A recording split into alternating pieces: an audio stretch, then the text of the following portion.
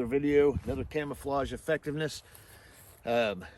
Recently you've seen me do a video on the Partizan SSO summer Russian outfit that they have, and I've done both sides. I did the green side, I did the brown side. This is the SSO Partizan M autumn suit, so it's a two-sided suit. We're going to do the green side this time, and we're going to take a look at it, how it is in my environment. I'm in a mid-plains environment. I'm in Oklahoma, and it is very early spring, so there's still a lot of browns and tans and greens and everything out now. So we're going to take a look at it and see how it does.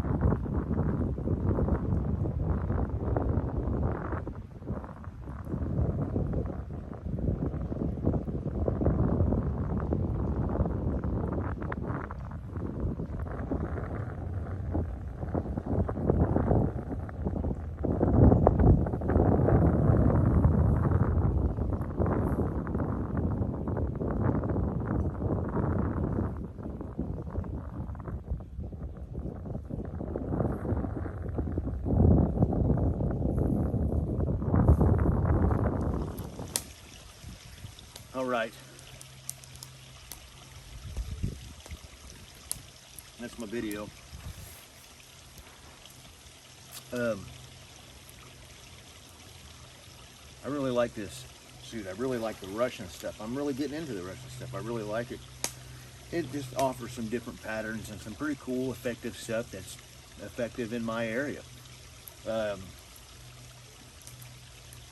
You know, we got some great stuff. They got some great stuff. A lot of countries have great gear, you know, and camouflage patterns and things like that. I like this suit. I like it. This was, you know, I got the summer Partizan, and I've done a video on both sides of that, the green and the brown side, and I'm going to do a video of that with this, the green and the brown side. This is the green one, and you know, there's the brown side right here, and I'll be doing a video on that side. I'm also going to do a video comparing the two suits together. Little bit of differences between both. There's some pretty cool little features that one has that other one doesn't have, and then, you know, kind of stuff like that. And it's just very cool, a very cool suit. One of the things I think they call this an autumn suit for, though, is that, you know, I'll point this out in that video too, but this is a heavier duty material. This is like as heavy as our U.S. military BDU stuff. It's a thicker, a heavier duty material. I think that's one reason they call it autumn. It's not so much for the pattern that it is, it's just the heavier duty weight that you can wear this in cooler temperatures. It happens to be cooler today. We are in the mid 50s, and very unusual for April in Oklahoma. Usually we're in the 70s and 80s already, and we've already had some of that. But this whole week actually is going to be below normal temperatures, so that's very cool. And like coming up this week, we even have a slight chance of snow and a freeze. So that's very unusual for this time of year for us. It does happen. We've had snow apparently all the way into May before. It's just been a long time. And wouldn't that be great? Wouldn't that be great? I love the cold weather. And I think that's, like I said, I think that's kind of what the autumn part of it is actually meant for. This is for cooler temperatures when it's autumn and there's still a lot of green out, because there's still a lot of green out even when it's cold here. And even throughout the winter, there's a lot of green. We have a lot of evergreen trees, you know, cedar trees, and they just stay green throughout the whole year. But, you know, as you can tell, we also got a lot of browns and stuff. So we do have a two-sided suit for that too as well. I'm interested in finding out how well that one works, because the summer Partizan worked really well. Both sides actually I thought were really well.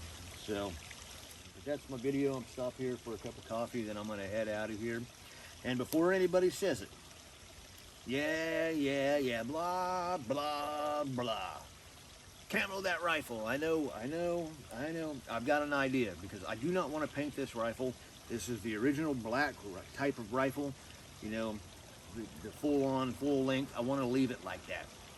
I want to leave it like that. That's just because I want to. Just because. But I do have an idea to do some camouflage stuff to it. I just got to get the stuff. I haven't done it yet. And when I get that, you'll see what I'm doing. So you'll see it. So I've got an idea for it, and that'll be coming up soon also. And it's just an idea, just to break it up a little bit, you know, because a black rifle will stand out, you know, against everything.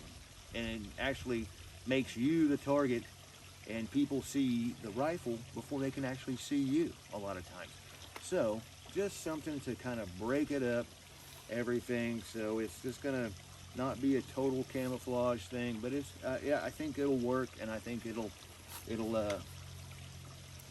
you know, not have to paint it and stuff like that. You know, maybe eventually one day I will paint it, but really not wanting to right now. Not this one, you know. So kind of want to leave it like the classic AR M16 clone that I kind of grew up with from, you know, I'm 52, so I remember all the Vietnam movies, and then you got your Desert Storm, and of course the beginning of the Afghan War and the War on Terror. So they were issuing the M16A4 model and all that kind of stuff. But I grew up in the 80s and the 90s as a teenager and early 20s, so this type of rifle to me was like the quintessential rifle you saw being used by our military and in movies primarily, because that's just kind of what they came down to. And not Vietnam, but they did have the M16s, you know, the A1 and A2s and stuff like that. So, and it's kind of similar to that, because it's kind of, this is the next incarnation of that. So, and those were all black as well. You know, very few people got to paint their rifles and camouflage them like that. So anyway, enough rattling on. That's my video. I'm going to sit here and drink my coffee. The fire's going out, so I don't need it. But it's just I heat up some coffee, and we're going to get out of here.